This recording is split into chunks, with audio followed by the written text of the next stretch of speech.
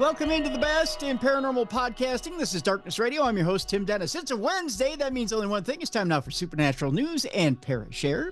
And for that, we need to bring in our co-hostess for this week. And ladies and gentlemen, we celebrate our post-Easter week by resurrecting one of our co-hostesses. We reach out to the mitten, to the state to our east, the state that brought us J.J. McCarthy, the state that brought us all that is good in quarterbacking for the Minnesota Vikings. The state that brought us, what else did it bring us? Gosh, I don't know. It's Michigan. Ladies and gentlemen. Thanks. Fresh from a nice, relaxing couple of weeks off. Although she would tell you that her neighbors haven't made it relaxing for her.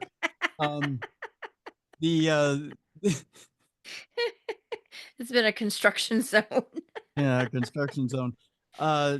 Ladies and gentlemen, here she is. I'm not going to give you the jewel of the pearl or any of that other crap this week. Ladies and gentlemen, here she is, Mallie Fox. Hi, Mallie. How you doing?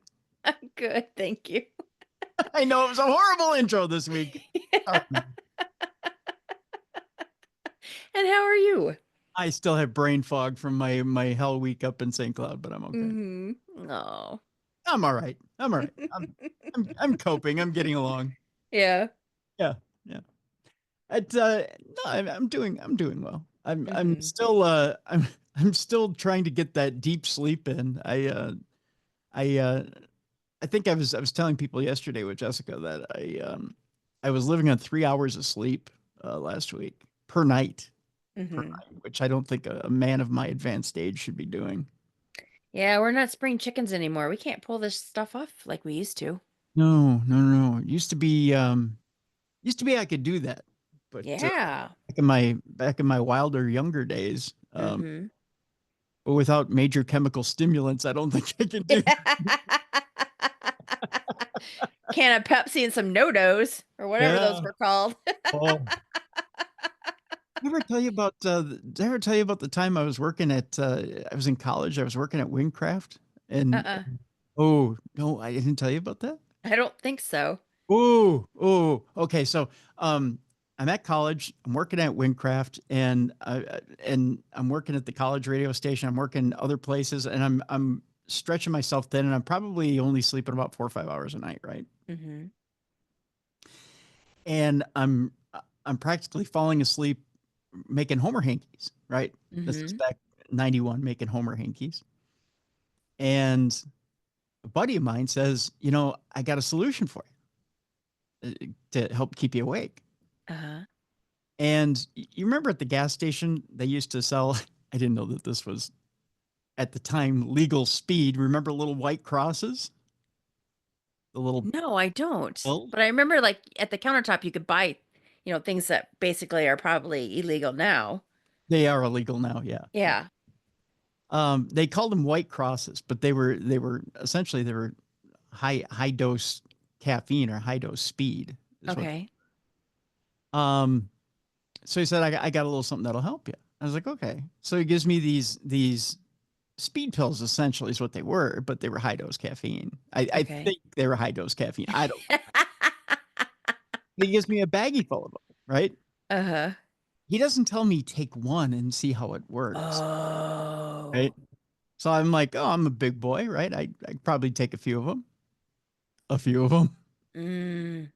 So I went from doing Homer hankies over to what they called the Challenger, which was like a six screen machine to do penance at one time. Okay. Not penance as in Father, Son, Holy Spirit. Right. Penance, but working on Minnesota Twins and Atlanta Braves pennants, potential championship pennants. Yeah. So it's multicolor pennants. So I'm working the Challenger and I had to go wash screens in the acetone room, which, by the way, if they tell you never shut the door on the acetone room, and there's right because you can get either the fumes. yes. You can either get a hell of a high or you can kill yourself, one or the other. So I'm in the acetone room and I'm washing screens, and he comes in, he goes, "Here you go, brother." He goes, "Here." And he puts a bag in my hand. He goes, "You'll need these for later." I'm like, "Oh, I need a few now." And he goes, okay. He doesn't say just take one at a time. Mm-hmm.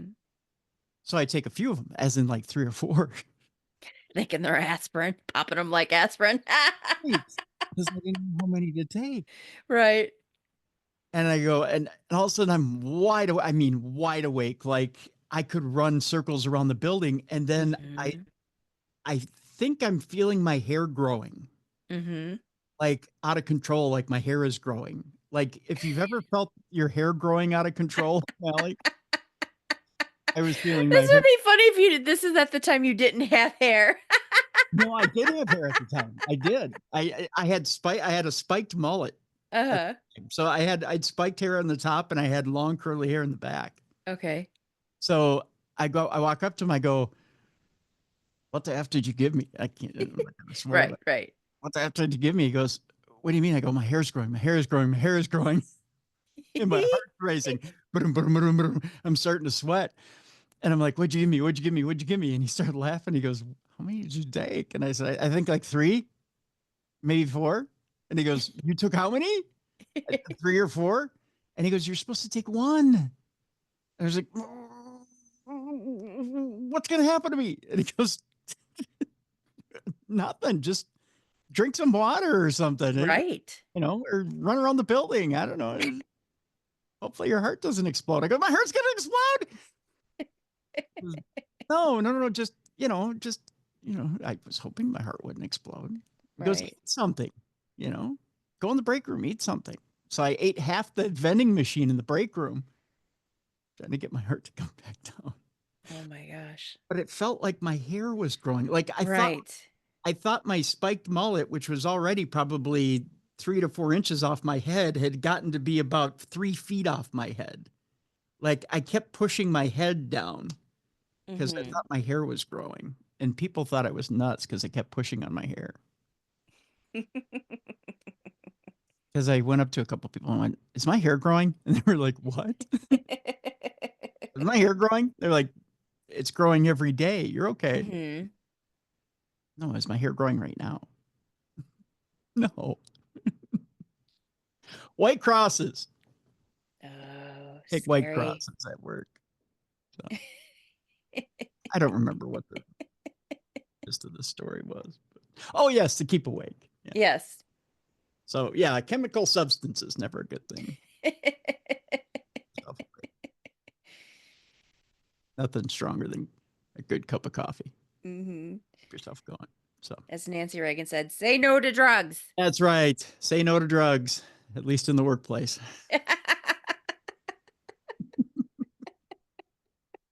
And especially while operating heavy machinery. Yes. I thought you were going to say like the Homer hankies and the pendants like turned out different colors and didn't say twins on it. Ended up saying something else. Minnesota Wits. Yeah. Hey, go Wits. Well, you never know. Minnesota Tims. Minnesota Tims. We're the Minnesota Tims. Me. Yeah. Yeah. Well, you never know who you can get to work in those places. Yeah. Yep. Well, on today's show, Mel, we got a jam-packed show today, so we're going to get to it. We've got your Parashares today, so thank you for that. Yeah, thank you to Brian and Will. We got Parashares today, so we've got that going on today. We're going to talk a little conspiracy theory about the Blue Origin giant penis rocket. Nice. Yeah. Yeah, we're going to talk about that a little bit today. Little Vatican UFO conspiracy today, too. Pope Francis passed away. I guess since the Pope is away, the UFOs play. Apparently. I don't know how that works, but we're going to talk about that today as well. Let's see here. What else is going on? Oh, some strange lights over Vancouver. We'll talk about that today. Stories of monsters under the bed are not always tall tales, Mallie. We'll tell you what's going on with that, too. There's a strange for our palate cleanser today. I don't know if you've seen the viral clip of the twins from Australia, the identical twins. Yes, I did. Okay, we'll talk about them today. That's our palate cleanser today. That was fascinating. It is. It is. I'm enthralled with them. So we'll talk about them today. That's our palate cleanser today. So in the meantime, we'll start off with experts attending a new congressional hearing on UAPs next month. I know you may be saying, well, wait a minute. I thought we've gone through the rigmarole with all this governmental alien stuff and hearings and whatnot. Well, not so fast. The briefing will be the latest in a series of events designed to encourage disclosure of information about UFOs. That's right, we're back at it again, kids. Ever since footage of UAPs captured by U.S. Navy personnel was leaked to the public back in 2017, there have been increasingly prominent calls for the government to release everything it knows on the topic and a growing acceptance of these objects as a subject of concern and importance. There have been or already have been several congressional hearings on UFOs with government officials, military personnel, scientists, and even intelligence community whistleblowers revealing detailed accounts of encounters with unknown objects both in the U.S. and elsewhere. This latest hearing, which is due to take place on May 1st, right around the corner, we'll see a number of prominent figures, including Harvard scientist Avi Loeb. You can get those mixed up real easy. Yeah, Harvey, Avi, same thing. Harvard, Avi.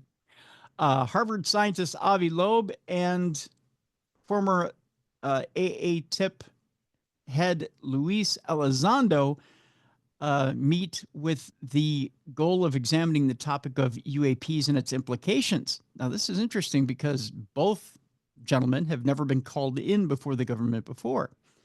The open live stream event will feature members of Congress and leading experts who will offer a science-driven perspective on unidentified anomalous phenomena, or UAP, formerly known as unidentified flying objects, or UFOs, according to the website.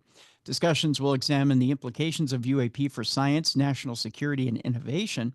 In an era marked by rapid advancements in aerospace, energy, and artificial intelligence, the significance of UAP has transitioned from fringe curiosity to matter of central importance. This nonpartisan briefing will convene esteemed figures from the realm of science, defense, and technology to discuss the multifaceted aspects of UAP. So with that, Mallie, are we taking a more centralized look at UAPs, or are we kind of still dealing in the fringe here when it comes to the government? I don't know. Probably, Are you jaded? It's like we always bring this up and nothing ever happens. It's like they tease us. Do you think it's just, do you think it's smoke and mirrors to kind of keep our minds off of other things? I think so. Yeah? Yeah. One big tease. It might be. It might be. We'll see. We'll see what happens. I think it's interesting that they're bringing in Avi Loeb and Luis Elizondo. It's something that's been long overdue. I think the first round of just looking at videos and going, nah, it's nothing, was a lot of nonsense. But I think it's interesting that these two gentlemen are being put into play now.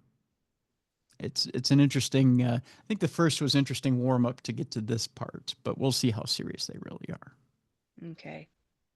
Our next story is an interesting one in that it claims that the Vatican helped cover up UFOs as it's urged to release documents in the wake of the Pope's death. UFO investigator Mark Christopher Lee has called on the Holy See to release hundreds of classified documents about potential sightings from their mysterious underground archives. The Vatican has been accused of working with the U.S. government to investigate and cover up UFOs, and it's being urged to release what they know after the Pope's death. UFO investigator and filmmaker Mark Christopher Lee has called on the Holy See to release hundreds of classified documents about potential sightings from their mysterious underground archives. It comes less than 2 years after a Pentagon whistleblower made shocking, unsubstantiated allegations that the Vatican had been involved in covering up a UFO crash in Italy in the 1930s. Lee, who has studied the links between religion and alien phenomena, claims there could be sightings dating back centuries in the heavily guarded documents. Following the death of Pope Francis, he is now urging his successor to share the truth. He told Mail Online, if the church is truly committed to spiritual truth and human enlightenment, then it must no longer suppress information that could fundamentally reshape our understanding of our place in the cosmos. Lee also believes the outlandish encounters described in religious texts could be misinterpreted alien sightings. What people are seeing in the sky, they could be genuine extraterrestrial UFOs, but there also could most likely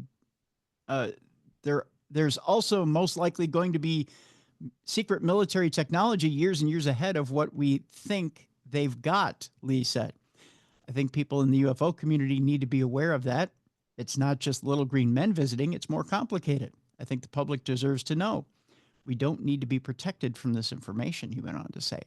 It comes 2 years after David Charles Grush, an Air Force veteran and former member of the National Geospatial Intelligence Agency, claimed the U.S. government has recovered a number of extraterrestrial vehicles and lied about it for decades. In 2023, he testified in front of the House Oversight Committee, or Subcommittee rather, and when asked whether he thought the government was in possession of UAPs, he answered, absolutely, based on interviewing over 40 witnesses over 4 years, I know the exact locations. Grush also testified that a massive cover-up was ongoing, and any military personnel attempting to talk about aliens or extraterrestrial phenomena was met with brutal retaliation. I do have knowledge of active planned reprisal activity against myself and other colleagues, he went on to tell the subcommittee. At one point during the first of its kind hearing, Representative Tim Burchett of Tennessee asked Grush personally, have you heard anyone has been murdered? Grush said, I have to be careful answering that question. I directed people with that knowledge to the appropriate authorities. Lawmakers challenged the expert, including one that touched on the idea that all he saw was military-grade technology or perhaps a plane that was sent by a foreign state. In a statement, Defense Department spokeswoman Susan Goh said investigators have not discovered any verifiable information to substantiate claims that any programs regarding the possession or reverse engineering of extraterrestrial materials have existed in the past or exist currently. All right, Mallie, here's where I have an issue with this. Okay. If the Vatican is sitting on UFO files, do you really think they're going to come out and as an organization that says that humans are the one true race that God himself has made, and that God so loved the world that he only made a human being, that they're going to come out and go, oh yeah, there's aliens everywhere? Yeah. No, they will never come out and say it. I believe it. Okay. I think here's me.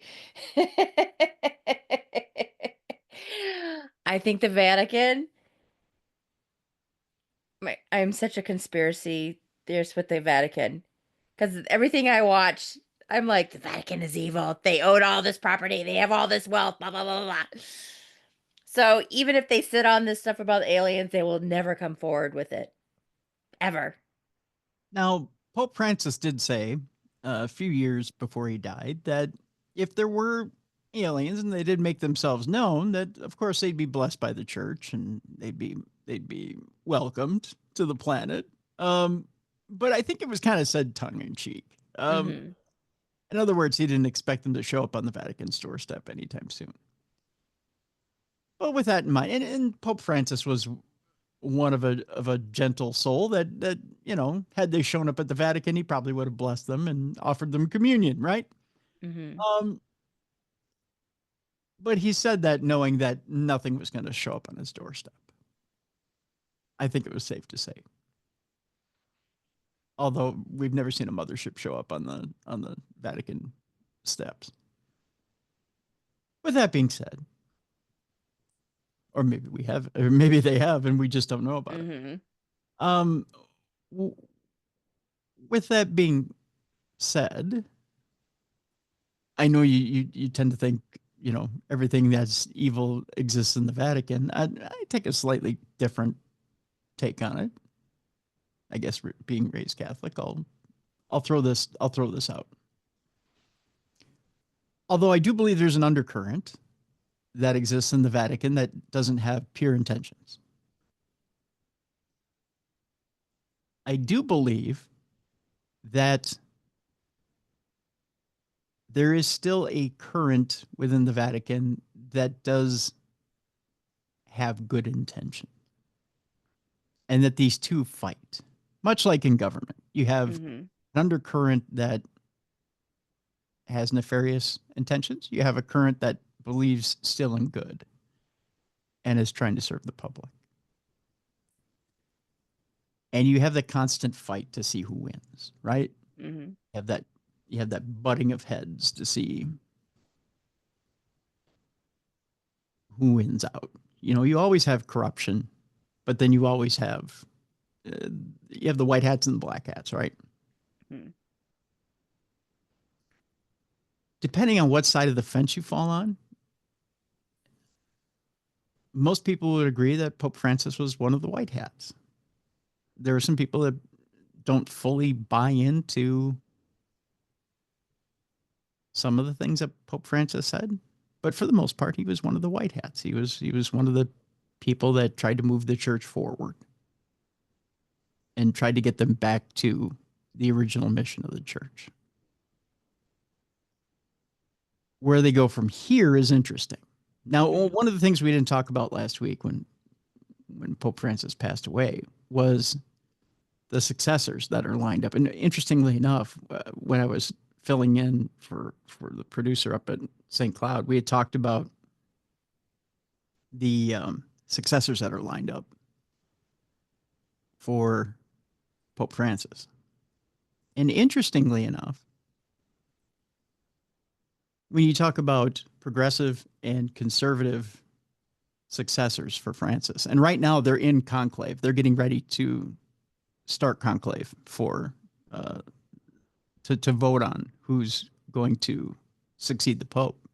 And it takes 2/3 of the cardinals to vote on who's going to succeed the Pope. And if you believe the movie, there's a whole bunch of backstabbing and murder about to happen in order to find out. Yeah. So get ready, folks. Yeah. You know, get your money ready for Vegas. The front runner, they believe, is going to be the first Asian Pope. Oh. Who's Filipino.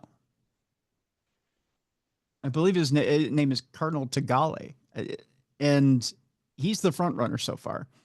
There's a French cardinal who was handpicked by Francis, who is incredibly progressive, who is the one that Francis preferred.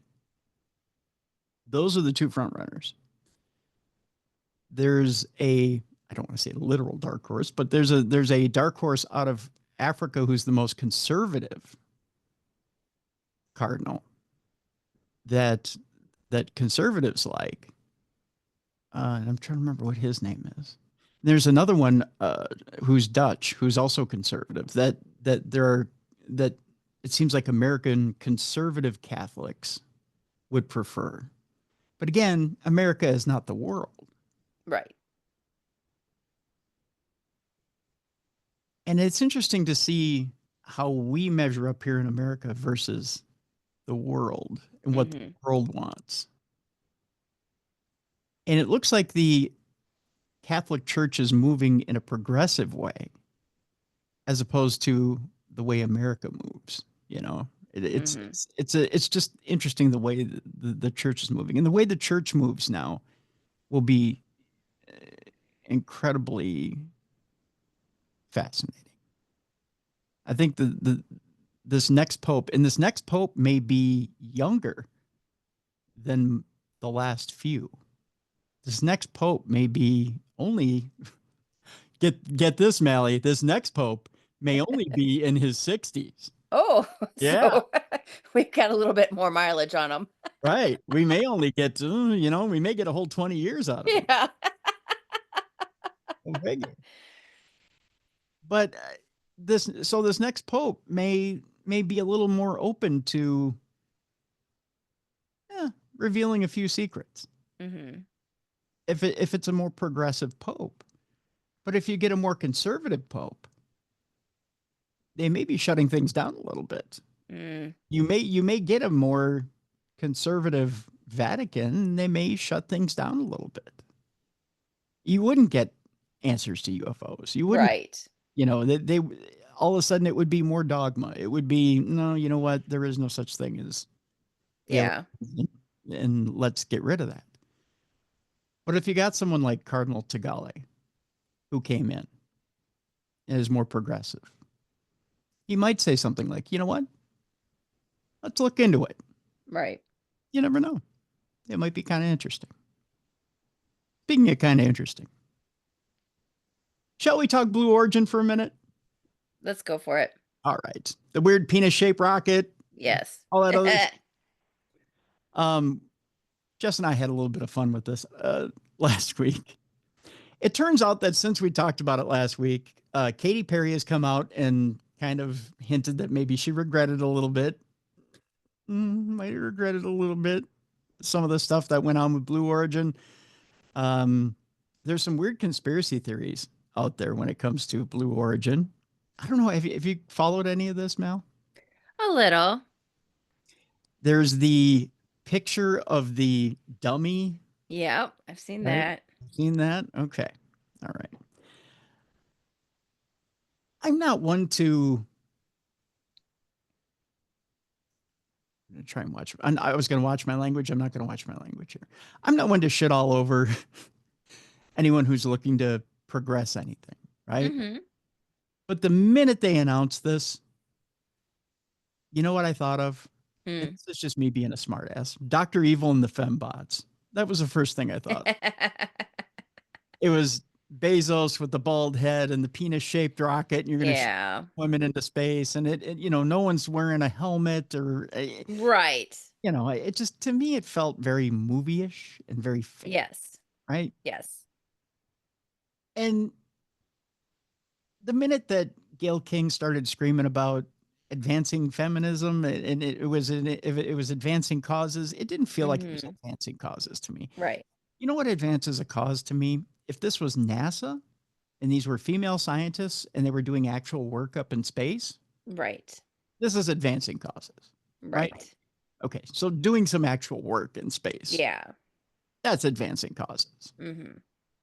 This wasn't anything but taking a ride in space. Right. And not even taking a ride in space. This is taking a ride, scraping the atmosphere and coming back down. Yeah. William Shatner did not. He scraped the atmosphere. Okay. Right.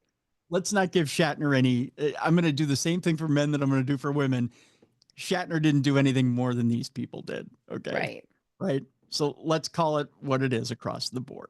All right. Yeah. Okay. So, according to this article, and I'm going to read this article the way it's written, and we can tear it apart after that if you want. Okay. It says, Katy Perry's recent trip into space has been at the center of a plethora of downright bizarre conspiracy theories. It says there was much to celebrate back on April 14th when a crew consisting of 6 women, including singer Katy Perry, Jeff Bezos' fiancée, Lauren Sanchez, and former NASA rocket scientist Aisha Bowe, soared into the heavens on the first all-female space mission in over 60 years. After the crew had returned to Earth, however, the flight quickly became the focus of a number of wild conspiracy theories, with some people even claiming that the entire mission had been faked. Now, there's some very real footage that tells you it might have been. And we'll talk about it here in a second. Alleged abnormalities include everything from the door opening mechanism on the capsule, to the way that Katy Perry's hair looked in zero gravity compared to that of astronaut Suni Williams. Some even claim to have seen a mannequin sitting in the capsule, like we just talked about. Mm-hmm. If we look a little closer, however, most, if not all, of the alleged anomalies have conventional explanations, it says here. The mannequin image, for example, was taken from an earlier test flight in which dummies were used in place of human passengers, not from this week's manned flight. The appearance of Katy Perry's hair can be explained from the fact that she and her fellow crew members would have had their hair professionally styled before liftoff. Sure. Whereas Suni Williams had spent months in space where she was photographed with her hair sticking up. In other words, there was really no truth to any of these conspiracy theories at all, at least according to this article. The controversy in some ways echoes that of the original Apollo 11 moon landing, which remains mired in conspiracy theories to this day. There are even still those who believe the earth is flat despite overwhelming evidence to the contrary, it says in this article, although they don't have an answer for the door. Right. In this article. Now, if you've seen footage of the door, explain to me why the door opens. Yep. And then closes, and then they go up and act like they have to keep the door open. Yep. And there's like no scorch marks either. Right. There's no scorch marks on the capsule. Yeah. It looks like it's brand new. Right. Or on the tip. Yeah. Like, the tip of the penis rocket. If you supposedly went up and broke the atmosphere and then came back down, where are the marks? Yeah. Right? What's going on with this thing? And also I read somewhere like if you're doing that, you shouldn't have that many windows.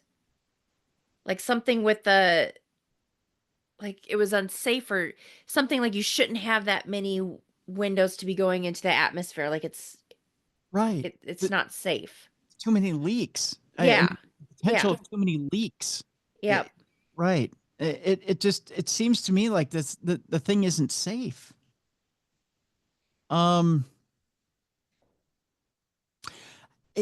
And not only that, but did you see the speed at which that capsule came down and hit the earth? Yeah. Now, they sure came out looking pretty darn good. Yeah. I mean, the way that capsule came down, and it was descending pretty hard with the parachutes, and then boom, it hits hard, and then they all come out and the hair is perfect. Hair is perfect, the nails are perfect, the suits are perfect. Nobody looked disheveled whatsoever. Nope. I mean, hair's styled perfect. Well, and also they said that women should not be having like breast implants or any kind of like augmentation to be going into space. Right. It's not good. Right. And half those women do. Right. They've got fillers and boob jobs and you name it.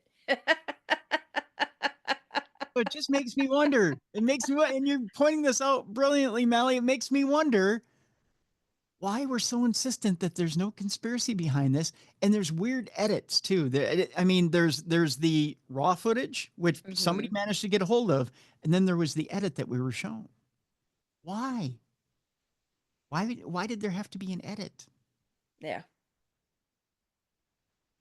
I think it's sad because it discredits women that have had years and years of education and training to go into space. And then you got these people who didn't even have training and they went up and then, it's just ridiculous. That's right. It's a shame. I don't remember who I was listening to, but it takes 6 months of at least 6 months of hard astronaut training in order to be able to go up. Yeah. And do just basic things. None of these women had that training. Nope. And I know it was Gail King who insisted that it was not a ride. Whatever. That it was a flight. This was a ride. This was not a flight. Nobody maneuvered anything. Yeah.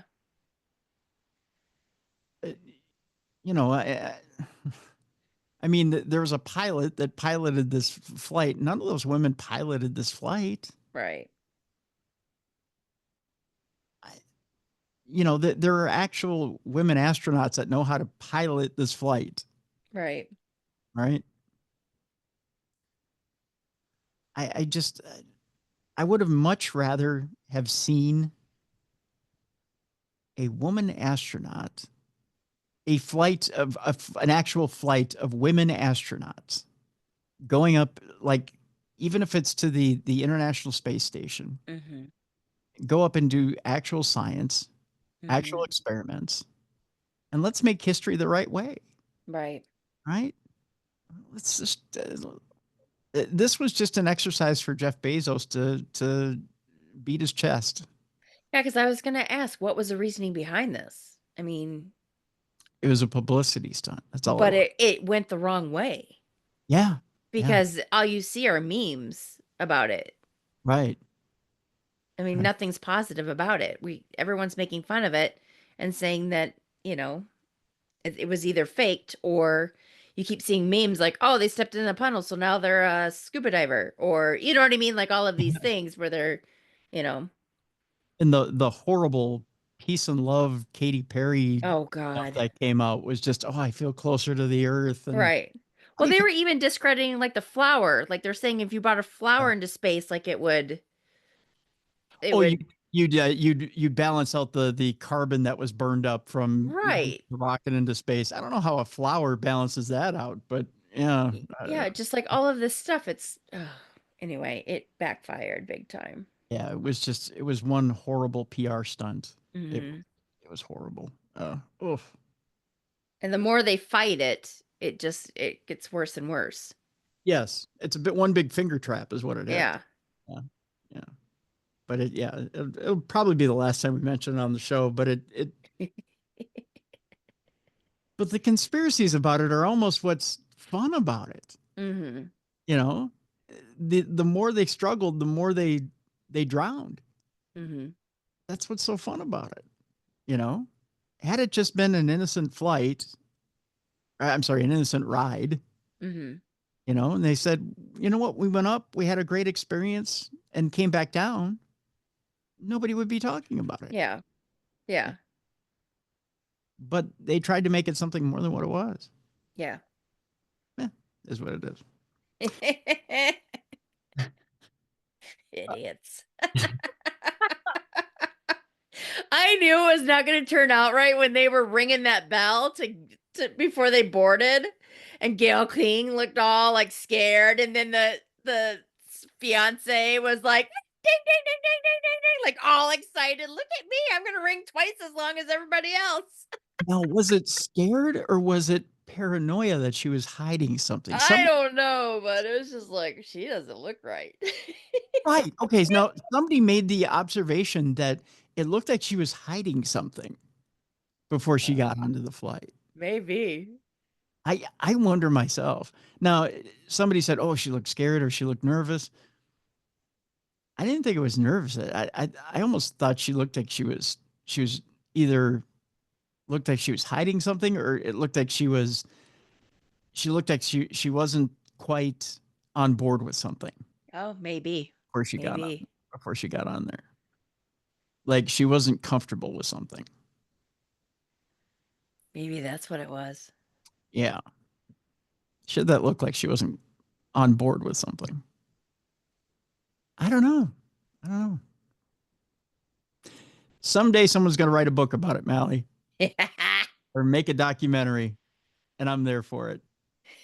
Because I got to know. I got to know how bad this pooch was screwed. You got to love the rich and how eccentric they are. Yep. You just got to love it.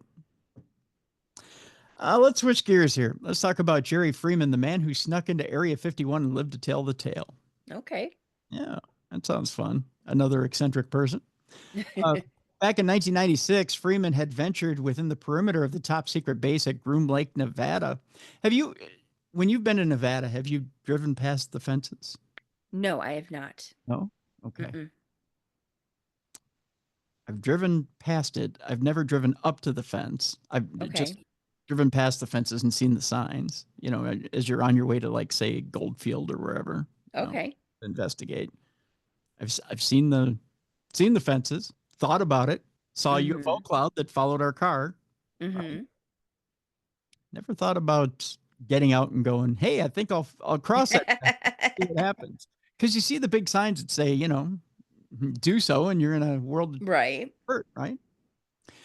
It says here in this article, anyone foolhardy enough to venture close enough to the main gates and perimeter fence of Area 51, a secretive U.S. Air Force facility that has become synonymous with tales of captured UFOs and reverse-engineered alien technology, will typically be met with signposts warning potential trespassers that deadly force is authorized. It does say that. Well, armed guards watch from unmarked vehicles nearby. And if you look closely enough, you can see little heads popping up out of the hills. Oh, really? Now there's snipers in the hills. Yeah. But in 1996, Jerry Freeman, a Californian anthropologist who had been seeking to follow the route of the 1849 pioneers who had headed west in search of gold, managed to make his way beyond the base's perimeter and into the restricted area beyond. Upon approaching Papoose Lake, situated in the south of Groom Lake, he recalled witnessing strange bluish lights that seemed to open up like a portal out of thin air before closing and disappearing again without a trace. It looked like a dry lake bed to me, nothing else, but at night it was a different story, he told UFO researcher and journalist George Knapp nearer the time. I could clearly see what were security lights on the perimeters, and I could see lights that opened and closed near the center of the lake. Freeman also felt peculiar vibrations in the ground, as though something was being tested nearby. It's something they're testing either directly underground, or I was feeling vibrations completely from Groom Lake. I don't know, he said. Freeman ultimately made it out of the base again without being caught, but sadly died 5 years later in 2001, taking any undisclosed details of exactly what he witnessed there to his grave.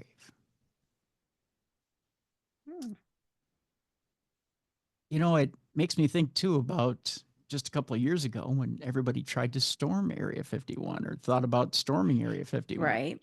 That whole thing makes me kind of shudder. Mm-hmm. Because if that were ever tried again, or at least an organized, what's a good way of putting it? An organized movement to try and storm Area 51, mm-hmm. I don't think there would be an organized military rebuttal to that. You're mistaken. No. Yeah. And it would be ugly. Yes. Although we don't know what's there, chances are it's just military technology. And it's a testing area. Mm-hmm. They would guard it with everything they had. Yes. And it would be ugly. Mm-hmm. That's for sure. And then do you think that would have been swept under the rug, like no one would? Oh, yes. Yeah. Yeah, you would see, and you know, the thing is that gained so much attention that weekend, though. I mean, there were a lot of media out there, mm-hmm. but it would be as swept under the rug as possible. At first, Right. it would be nonviolent, I shouldn't say nonviolent, non-lethal mm-hmm. solutions.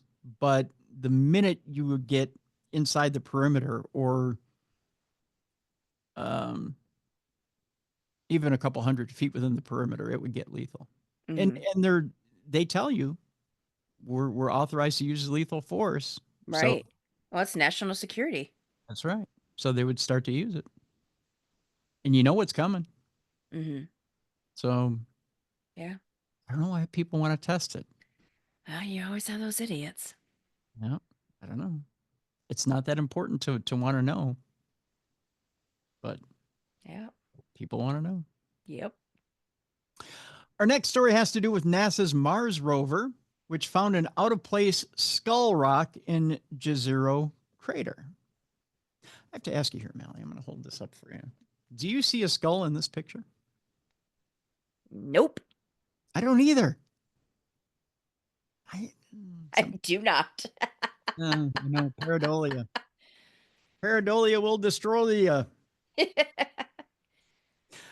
Scientists have been unable to determine where the rock came from or how it got to its location.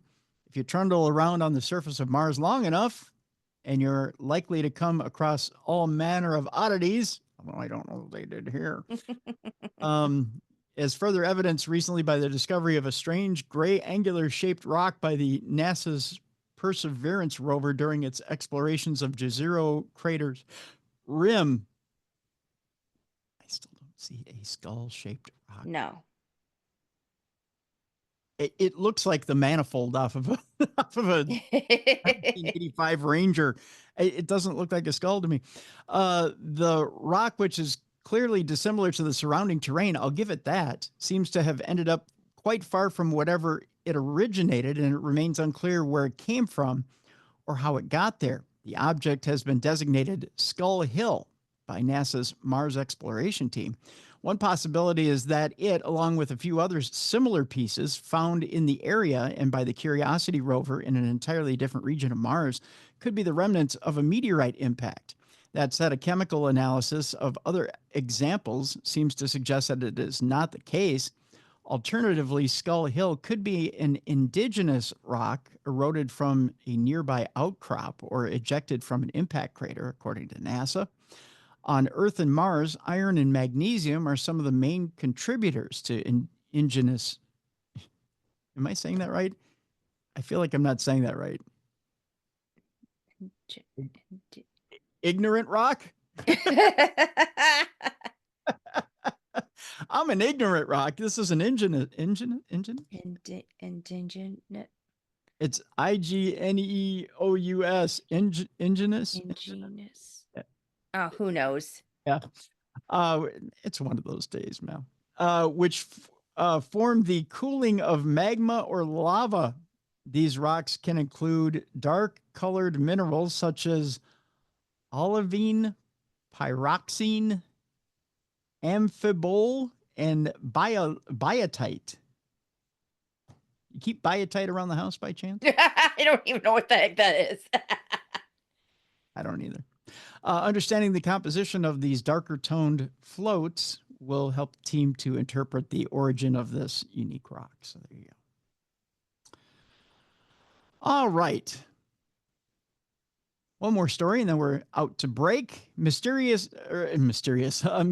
surrounds weird colored flashing lights over Vancouver. There's new video footage allegedly showing a peculiar aerial phenomena that appeared recently over Canada. The footage, which was uploaded onto Twitter or X by user @Dom_Lucre, Lucre, on April 15th, quickly racked up over 5 million views and sparked a great deal of debate over exactly what it shows. The video appears to contain several different shorter clips of mysterious objects, each producing a number of bright, multicolored lights which can be seen illuminating the clouds. One of them is simply a single bright light, while another seems to be producing laser-like beams. The strange light is recorded by witnesses in the U.S. and Canada, the uploader wrote. Witnesses report colorful UAPs and other unexplained phenomena lighting up the sky. While it might be tempting to jump to the conclusion that this phenomenon is an evidence of alien visitors, a much more likely explanation is that these are drones equipped with colorful LEDs and lasers, which would make sense. Mm-hmm. Here's my problem with this, one commenter wrote. Why would alien spaceships have lights on them, assuming that they want to be here incognito? I'm sure they have the ability to see what's around them without lights. I don't know. Maybe aliens need lights too. Right. You assume too much, sir. It's a fair point. In fact, that begs the question, why would an alien spaceship need to light itself up like a Christmas tree once it reaches Earth's atmosphere? In all likelihood, the footage simply shows how drones engaging in a multicolored light show, it says here. I tell you what, I'm going to post this in the description of the show so you can check out the video for yourself and determine whether this is drones or if it's UFOs. Okay, cool. You can decide for yourself. When we come back, a story of an artificial brain aiming to allow a composer to keep making music 3 years after his death. Oh. I know, unusual, huh? We'll talk about that. We'll also talk about a bizarre Bigfoot simulation video game that lets you live as a Sasquatch. What do you think, Mel? Would you like to live as a Sasquatch for a little while? Well, that might be interesting. That might be. A TikTok astrologer is arrested in Myanmar for predicting another earthquake. Don't be psychic in Myanmar. That's the lesson today on the big show. And also, we'll talk, as our palate cleanser today, we'll talk about those Australian identical twins and how they speak in unison. And that bizarre viral clip. I'm fascinated by them. We'll talk about what it is about the two of them that's so fascinating. And we have your Parashares today. So we'll hear from Brian and Will today. So that's coming up as well. It's Supernatural News and Parashare. It's a Wednesday right here on the best in paranormal podcasting. This is Darkness Radio.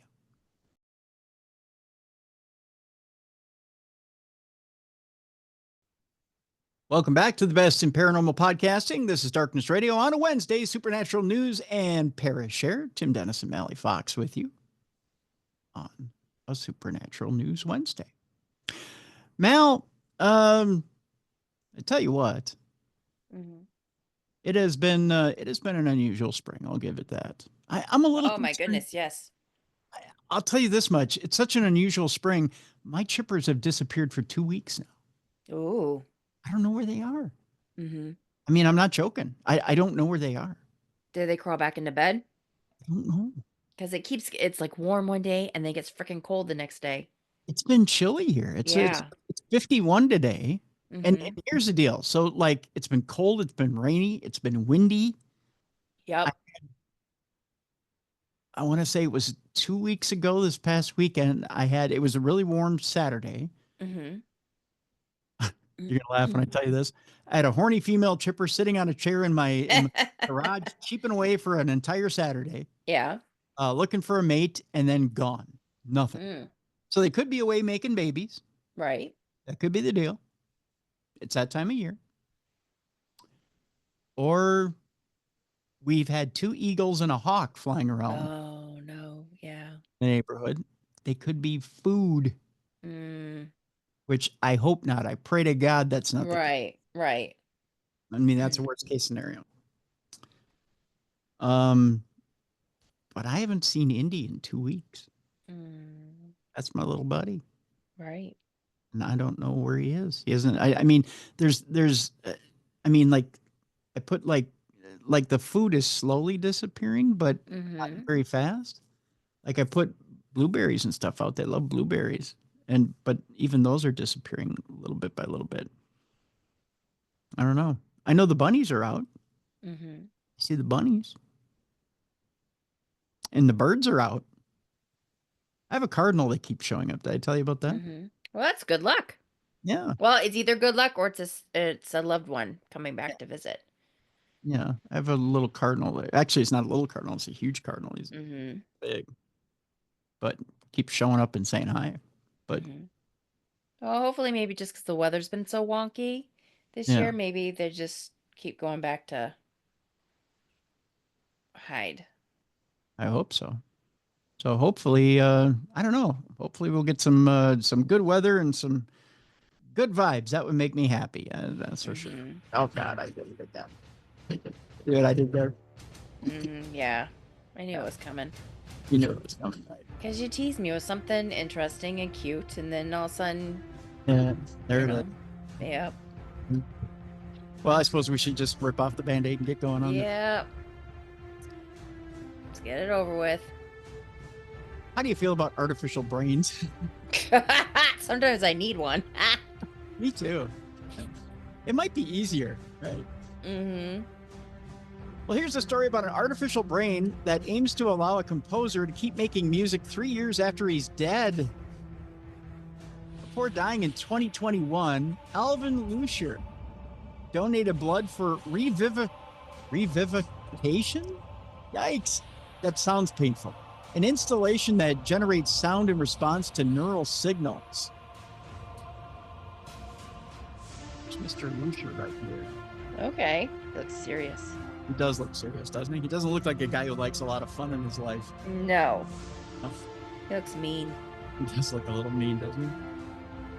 At the Art Gallery of Western Australia, mallets periodically strike 20 wall-mounted brass plates, sending sound ringing through the room. They are controlled by a combination of man and machine. On a pedestal in the center of the gallery, 2 small white blobs send electrical signals to the mallets, prompting them to strike. The blobs are cerebral organoids.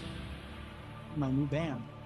Artificial structures that mimic parts of a human brain. They're made from the cells of Alvin Lusher, an American composer who died in 2021. In 2018, Lusher began working with a group of artists and scientists on a project called Revivification, which could continue generating art after the composer's death. We have developed a brain on a dish. Oh, that just sounds freaky. A brain on a dish, more or less, that has the ability to take action in the real world. Nathan Thompson, one of the artists behind the installation, told NPR's Chloe Veltman. Thompson created the installation along with artists Guy Ben Airy and Matt Gingold, as well as University of Western Australia neuroscientist Stuart Hodgetts. A year before he died, Lusher donated blood for the project. The team then reprogrammed his blood cells into stem cells, which were used to make the brain on a dish. The neuronal structures sit on a mesh of electrodes, which capture neural signals to send to the mallets. The mallets generate complex sustained resonances that that fill the space with sound, per a statement from the gallery. During his lifetime, Lusher's work has always been experimental, and his music frequently drew from the physics of sound. The composer began many of his projects by wondering what kinds of sounds would emerge from a specific process, like tapping a pair of pencils or detecting brainwaves. As the New York Times' Alan Kazin wrote in his 2021 obituary. In one of Lusher's most famous pieces, I Am Sitting in a Room, which was written in 1969. I don't know if you're familiar with that one, Mallie. It was a toe tapper. Yeah, it's greatest hits. Charted in at number 7. Yeah. It was covered by the Beatles. He recorded himself reading a passage, then played the tape and re-recorded it, repeating this process until the words became unintelligible.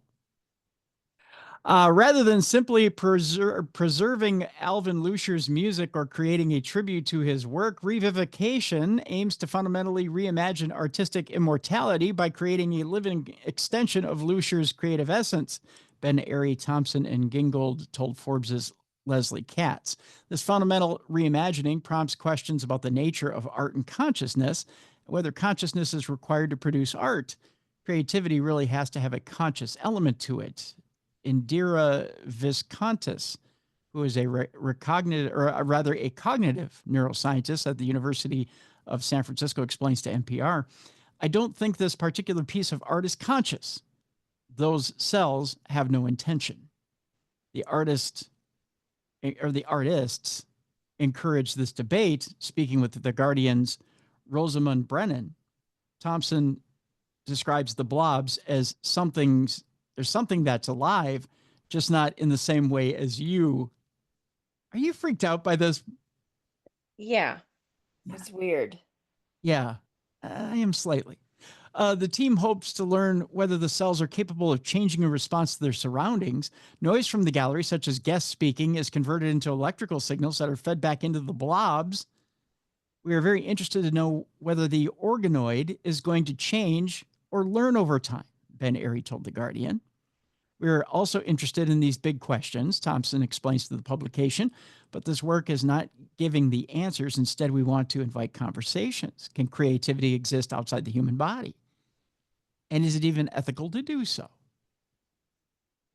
Oh, by the way, Revivification, if you go to see it, is on view at the Art Gallery of Western Australia in Perth and is there through August 3rd of 2025. So you can go see the blobs for yourself if you're in Western Australia. I think I'm okay. Are you okay where you are? Yeah. I don't know how I feel about that. Would you donate your blood cells to be a brain to make, I don't know, supernatural news after you're gone? I think I'm fine. I don't need parts of me hanging out for others. Hanging out in a museum? Yeah. You wouldn't donate to your local museum to make malliefox after death? We're good. Okay. Figured I'd ask. You never know. Okay, meanwhile, how close are we, Mallie, to making a real-life RoboCop, you may ask? Okay, you may not be asking. I'm just asking for you. I thought this was brought up before. Wasn't someone else trying to do a RoboCop? Or maybe it was something else. Well, everyone's tried to make a RoboCop since RoboCop took on Sting in WCW back in the 90s. Well, according to Professor Amin Al-Habaiba, yeah, easy for me to stick the landing there. Brain-computer interfaces and advanced robotics could one day make the iconic cyborg cop a reality. In fact, we may have already advanced past RoboCop. Okay. May already be on top of the technology, according to Professor Al-Habiba. In the 1987 classic film RoboCop, the deceased Detroit cop, Alex Murphy, was reborn as a cyborg. He had a robotic body and a full brain-computer interface that allowed him to control his movements with his mind. He could access online information such as suspects' faces and used AI to help detect threats, and his human memories had been integrated with those of a machine. Developers have lagged behind when it comes to building an interface in which the brain's electrical pulses can communicate with an external device, but that too is changing. In the latest breakthrough, a research team based at the University of California has unveiled a brain implant that enabled a woman with paralysis to live stream her thoughts via AI into a synthetic voice with just a 3-second delay. What do you think of that? I don't need my thoughts coming out because sometimes they need to be edited. There's a 3-second delay, Mallie. Yeah, but my delays are a little... No. A 3-second delay is not long enough.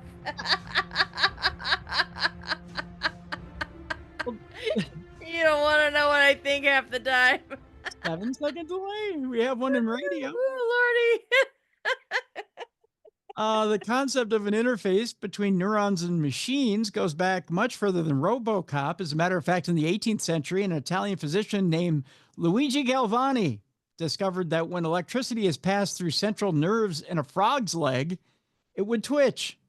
This paved the way for the whole study of electrophysiology, which looks at how electrical signals affect organisms. That's organisms. Enunciation is important. Yes. The initial modern research on brain-computer interfaces started in the late 1960s with the American neuroscientist Eberhard Fetz hooking up monkeys' brains to electrodes and then showing that they could move a meter needle. Yet, if this demonstrated some exciting potential, the human brain proved too complex for this field to advance quickly. The brain is continually thinking, learning, mesmerizing, recognizing patterns, and decoding sensory signals, not to mention coordinating or moving our bodies. It runs about 86 billion neurons with trillions of connections which process, adapt, and evolve continuously, what is called neuroplasticity. In other words, there's a great deal to figure out. Much of the recent progress has been based on advances in our ability to map the brain, identifying the various regions and other activities. A range of technologies can produce insightful images of the brain, including functional magnetic resonance imaging, you know it as MRI, and positron emission tomography, or PET. I have a pet. It's a chipmunk.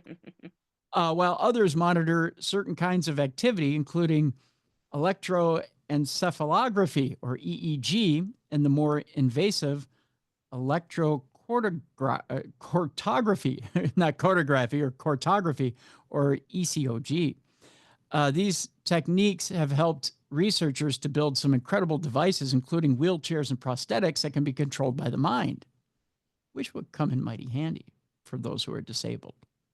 But whereas these are typically controlled with an external interface like an EEG headset, chip implants are very much the new frontier. They've been enabled by advances in AI chips and microelectrodes, as well as the deep learning neural networks that power today's AI technology. This allows for faster data analysis and pattern recognition, which together with the more precise brain signals can be acquired using implants and have made it possible to create applications that run virtually in real time. For instance, the new University of California implant relies on ECOG, a technique developed in the early 2000s that captures patterns directly from a thin sheet of electrodes that's placed directly on the cortical surface of someone's brain. In their case, the complex patterns picked up by the implant of 253 high-density electrodes are processed using deep learning to produce a matrix of data from which it's possible to decode whatever words the user is thinking. This improves on previous models that could only create synthetic speech after the user had finished a sentence. Now, Elon Musk's Neuralink has been able to get patients to control a computer cursor using similar techniques. However, it's also worth emphasizing that deep learning neural networks are enabling more sophisticated devices that rely on other forms of brain monitoring. Now, what's the future in this? Well, the progress in AI, chip fabrication, and biomedical tech that enabled these developments that is expected rather, to continue in the coming years, which should mean that brain-computer interfaces keep improving. In the next 10 years, we can expect more technologies that provide disabled people with independence by helping them to move and communicate more easily. This entails improved versions of the technologies that are already emerging, including exoskeletons, mind-controlled prosthetics, and implants that move from controlling cursors to fully controlling computers and other machines. In all cases, it will be a question of balancing our increasing abilities to interpreting high-quality brain data with invasiveness, safety, and costs. It is still more in the medium to long term that the professor expects to see many of the capabilities of a RoboCop, including planted memories and built-in trained skills supported with internet connectivity. We can also expect to see high-speed communication between people via brain Bluetooth. Are you ready for that, Mallie? No. No? You don't want to be able to communicate? I just see problems happening. Yeah, I do too. That might be a little freaky. Yeah. They're saying it also should be similarly possible to create a $6 million man with enhanced vision, hearing, and strength by implanting the right sensors and linking the right components to convert neuron signals into action or actuators. No doubt applications will also emerge as our understanding of brain functionality increases that haven't been thought of yet. I don't know. You know, there's part of me that's a little excited for this. The broken part of me that has a hard time waking up in the morning, that takes 2 hours to wake up in the morning. There's another part of me that goes, oh, hell no. Right. Right? Yeah. But, you know, again, the part of me that takes 2 hours in the morning to creak and croak and get moving thinks, you know what, I could use a few bionic parts. Right. I mean, I think it's a great thing for, like you said, for people with handicaps, you know, with needs, but I just see things going wrong, and I don't know if it's from just, you know, too much television and movies and things like that, or just like simple things that always go wrong for me with technology, that I just see problems. You know, I don't know. Well, the one thing we need to remember is technology is not infallible. You're right. It breaks. Yeah. And it goes haywire. And it always needs to be repaired. So until you can make technology that doesn't break or doesn't go haywire, it's going to go wrong. Right. So as long as we keep that in mind, you know, it wears out. I mean, even you look at the modern day pacemaker, right? Eventually it needs to be replaced. I mean, it takes 10, 15 years, but it needs to be replaced. Well, and as a society, we have become so dependent on technology. I mean, freaking A, my neighborhood, the power goes out and everyone freaks out, where it's like 100 years ago, people were fine without, you know, power, but they're like, oh my God. They lit candles at night and they were fine. Right. Yeah, you will be okay. It's just going to be like an hour or two. They'll have power back up. Yeah. You're right. Yeah. And you know, there's something to be said for human ingenuity, right? Yeah. When you're faced with a crisis, you should be able to think your way out of it. But yeah, you're right. People have gotten lazy with technology. With technology, we tend to lean on the technology and not use our human brains to figure our way out of it. But the more you rely on yourself, the less you rely on technology, which is the way it should be. I mean, technology should just be an aid, not a crutch. Yes. But we find ourselves trapped by our own technology times, which is not a good thing. Correct. And boy, are we really going to get trapped by our own technology with in the near future, I think. I think with economic conditions coming, I think people are going to find technology harder to get a hold of. Right. So get ready, folks. It's coming. All right, our next story. Experts tasked with weeding out AI images of the Loch Ness Monster. This is not a necessarily an AI story, but it is an AI story.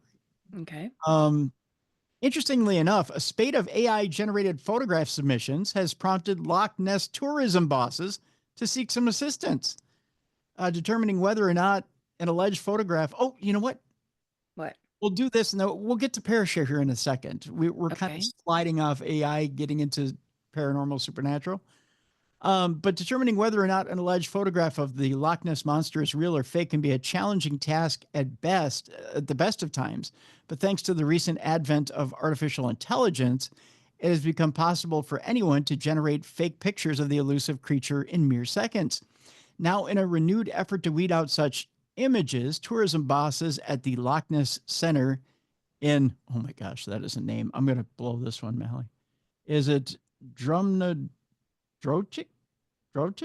Something like that, has drafted an expert to analyze photographs sent in by members of the public who claim to have captured evidence of the monster on camera. In many cases, the image hasn't been deliberately doctored, but instead artificially enhanced by AI by tools on modern smartphones, making something appear more significant than it actually is. General Manager Nagina Ishak says, please don't send us AI pictures. Yeah. Right? Yeah. Those pictures won't be entertained. It's our duty to ensure we keep some integrity instead of promoting anything that's AI generated to get attention. We have not seen anyone coming to us with a picture of an actual monster or a plesiosaur, but sometimes there is a hump on the surface which is enhanced. It's not good. In some cases, AI is used to enhance photos of anomalies on the surface, which is not necessarily the real depiction, but they get filtered through and don't get approval. Myself and my team are not experts. That's why we have a team of consultants who do it for us. Yeah, I can see where AI becomes a problem at that point. Yep. Yeah. Speaking of AI being a problem or maybe a solution, have you ever dreamed of becoming a Sasquatch for a day? No, I haven't, but that might be interesting. Some people have, Mal. Some people play. But there is a bizarre Bigfoot simulation video game which lets you live as a Sasquatch for a day, if you'd like, or maybe just a few hours. If you ever wanted to roam around the forest as a cryptozoological hominid, well, now you can. In a game developed by Planet 47 Games, the game enables the player to become Bigfoot and engage in all the typical activities that you might expect a tall, hairy, bipedal, ape-like beast to spend its time on. Yay! You notice that was an enthusiastic yay? Well, didn't they say that they like ho-hos?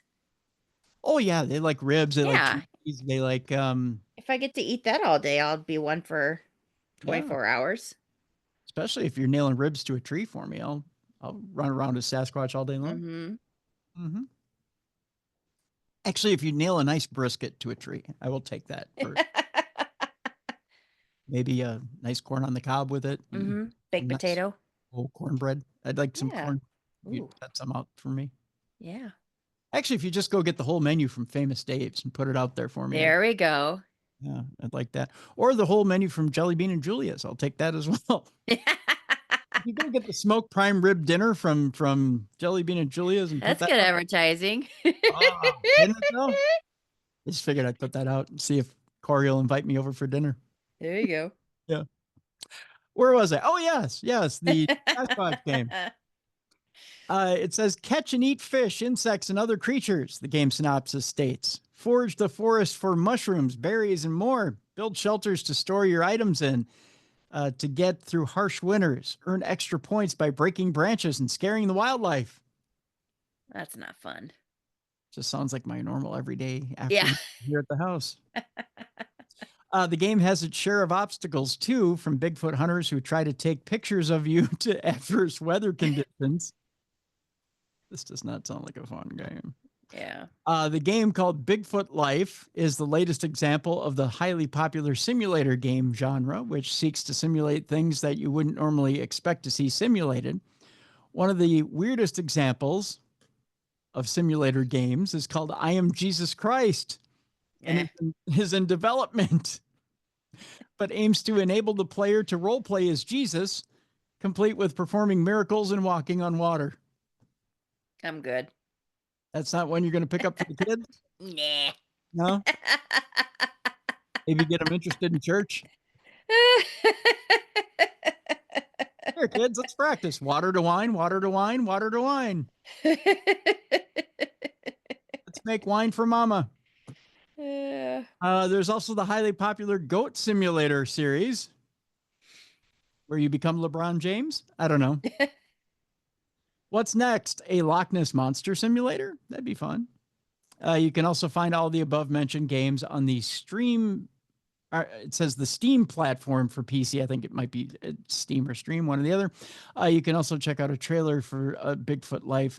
I tell you what, I'm going to post this story as well in the description of this podcast, so you can check out the game trailer for Bigfoot Life. You decide for yourself if this is a game you need in your collection. There you go. We'll let you decide. Tell you what, let's get into our Parashare, shall we? Yeah. Let's do that. Let's see. Our first Parashare comes from our buddy Will. Will's a frequent listener and a good one to the program, and he comments actually quite a bit on YouTube. I want to mention, by the way, if you're listening to this show on audio, and you're not watching the videos of this particular program, you can listen to me. Good Lord. You can watch the video by going to YouTube and checking out the original Darkness Radio on YouTube, or simply go to darknessradioshow.com and check out the video right above the audio. They're all in one place. Just select the show that you want to watch or listen to the audio of, and you should see the video right above the audio. Just click on the YouTube video that's sitting there. All right, so here is Will's audio Parashare. And the way you get an audio Parashare, I'm not talking very well today. The way you get an audio Parashare to us is very simple. You just go to darknessradioshow.com. There's a blue button on the right-hand side. You click on that blue button. You've got 2 minutes to give us your Parashare. If you need more time, just click on that blue button again, and we'll stitch your Parashare together. So here is Will's Parashare right now. Good evening, Tim. This story happened, goodness, maybe back in 98. We were just moving into this duplex, and I was in my room before unpacking everything from the truck, just trying to get a mental picture of where I'm going to place everything. Well, as I'm doing this, something I've always done, and whenever moving into a new place, I make clear intentions to whatever may be there. And I was in the process of doing that as well. Well, I suddenly felt off. Couldn't really place the feeling. I lack the words to express the feeling I was feeling, because words is hard. Well, I end up being picked up and thrown across the room. Not far, maybe about 3 or 4 feet, but I was up off the ground. And I'm a big guy, even back then. I was like 280 pounds back then. And up off the ground and tossed across the room. I hit hard enough to cause the opposite side of the wall for things to fall off of there. But I set the intention. I did the things I do to clear a room, and from that point on, that room was clear. But I just figured I'd share. Hope it was good enough for you. All right. Bye-bye. I think that's more than good enough for us, Mallie. I don't know. Yeah, to be picked up and thrown. Yeah. Yeah, that's 280-pound man being thrown across the room. I think that's a good enough Parashare for us. Yeah. Wow. Will, holy cow. I can't claim I've ever been thrown. Yeah. What was in your house, dude, that you got thrown? And is that the only thing that ever happened? You know, that's a good question, Mal. Because if that happened on the first day, did anything else happen? Yeah. Well, Will, you'll have to Parashare us back and let us know. Yeah. And again, folks, if you have a Parashare for us, you can either email us, tim@darknessradio.com.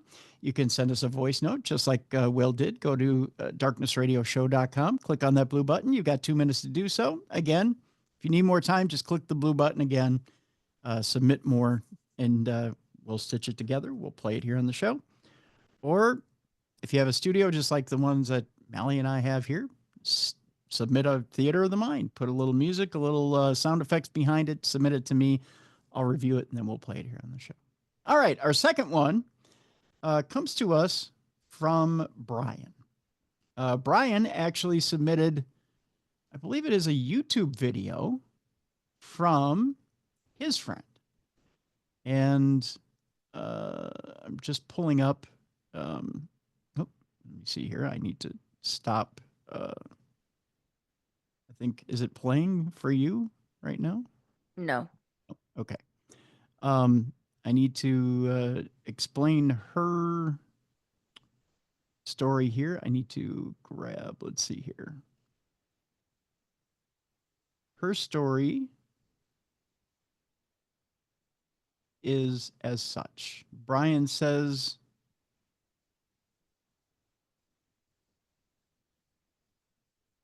I keep hearing you want Parashares after hearing Jessica's today, which Jess told her story last week on the show. I felt this story might be a good follow-up. My friend owns a haunted Airbnb in Jackson, California. While visiting, she shared this amazing story with me. Have a great weekend, man. Love the show. All right. So this is his friend's story. Here we go. Elsie, owner of Bethany's Home Sweet Haunted Home. Hi. So a couple weeks ago, I had some friends who have been here a million times over, and they didn't realize that this is a record player. Usually this is closed and it's covered. And they asked me to, like, if it worked, and I said it did, and we played it. And as we played it, we were kind of like trying to figure out what it was saying, and thought, well, that sounds kind of dark. What is this? And so I ended up pulling up the lyrics. The song is called The Vacant Chair. Let me pen in on that. And it was written during the Civil War, and it was about a man named Willie who died, and how they're going to leave a vacant chair open for him and keep him in their evening prayers, and they miss him. And so, yeah, the song is about a vacant chair. And I was like, and this, again, the soldier's name was Willie. And I thought, well, that's weird, because one of the first owner, her husband that she married later, his name was William, and he died, and he haunts this place. So I thought, well, that's a coincidence. Didn't think much about it. I mean, it kind of gave me goosebumps. And then 2 weeks ago, Bridget Marcourt from Girls Next Door, also known as the Ghost Bunny, she came. And when they came, her mom wanted to hear it. And so I was playing it, and then her brother was Googling it, and her brother said, is there a B-side to this album? And I was like, I don't know. And so I flip it over, and sure enough, there is. And it's called When You and I Were Young, Maggie. William's wife, the first owner of this house, name was Maggie. So I don't know where this came from. And again, this was just like 2 weeks ago. This has been in here for years. This definitely wasn't the disc that was in there the last time I used it.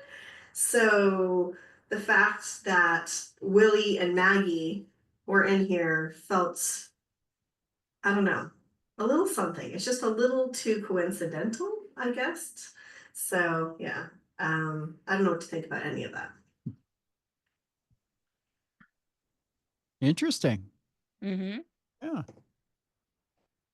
Interesting little story. Thanks for that, Brian. We appreciate it. What do you think of that, Mel? Well, it's a coincidence, definitely. Yeah, definitely an interesting coincidence. We'll give you that. Mm-hmm. Give you that. Interesting coincidence. Got us thinking now. Yep. It's one of those ones that makes you ponder. Kismet, coincidence, or haunting? I see the wheels turning there, Mel. But you're not quite ready to comment, huh? Yeah. Well, no, I was just thinking about like sometimes when I've gone investigating, I like to play the old music either on the Victrola or because it just adds to the atmosphere. Yep. So. But and it's creepy sounding. It is. When it kind of echoes throughout the house. Mm-hmm. So. Yeah, especially in the old mono. Yeah. Yeah. Especially when it's the old timey music. When it sounds like this. Yeah. Yeah. And all of a sudden the body drops from the attic on a rope. Yeah, then it gets freaky. Yeah. Derek and I bought one of those ones, the old timey ones from what is the date on it? It's like 1890 something. And it's like the old cylinders. Yeah. Yeah. And we bought it because the lady who owned the antique store said that there was a couple times she walked in and it would be playing. Oh, really? She would leave it in and then it would be playing when she walked in. And she had other things happen in her place. And so we bought it and we played it a couple times and it was just really creepy sounding. But we bought all the cylinder things with it. And it was really very neat. Yeah. So it comes like the big horn looking thing and all that stuff. Yeah. Were there any songs on the cylinders that we would know? To be honest, I don't remember because we bought it years ago and we haven't played it since. Okay. Interesting. Yeah. Yeah. I always wondered if there's anything on those cylinders that like you would know, like I don't know, like any famous artist. Yeah, to be honest, I don't remember. I mean, I do remember like some of the like you would have heard some of the old songs like from long time ago, like old movies. Right. But yeah, I don't remember specifics. My memory's going. But yeah. But it was neat. It was very neat. I just think it's cool you have one of those. Yeah. But it was expensive too. But Derek, once he found out that the lady came, and she could have been selling us a whole story on something just to get rid of it. But when she said that she would walk into the antique store and it would be playing, he was like, "Oh, sold." And I'm like, "There's a sucker every minute, and it's us." P.T. Barnum, yeah. Yep. Meanwhile, you're putting on different cylinders going, "Come forward, ghost." Yeah, exactly. Well, at least you got a cool souvenir out of it. Yeah. No, she's a really nice lady, though. She's, and I believe her with some of the things she used to tell us. So that's good. Good. I just think it's a cool thing to have. Yeah, it is. Yeah, she gave us 2 of those big horn things to hook on. So, yeah. I have a vintage microphone around here somewhere. Uh-huh. Yeah, I mean, I love vintage stuff too, like vintage radio gear, stuff like that. So yeah, I know what you're talking about. Although I don't know that I have any haunted vintage gear, radio gear, but yeah, it's cool stuff. And vintage radios, I love vintage radios too. So although I don't know if I have any haunted radios, but it'd be cool to have a haunted radio because it'd be a spirit box. Yeah, there we go. And you just saved yourself some money because those things are not cheap. That's for sure.